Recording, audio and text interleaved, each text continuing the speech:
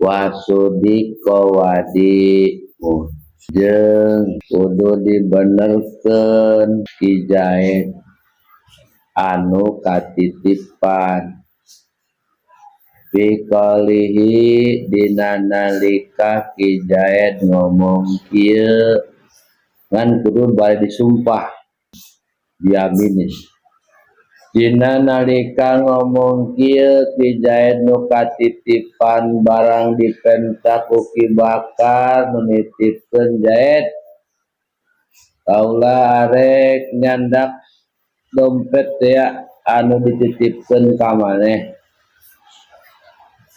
Kari-kari Kijait ngomong malah kain diwadi atuh Kijait.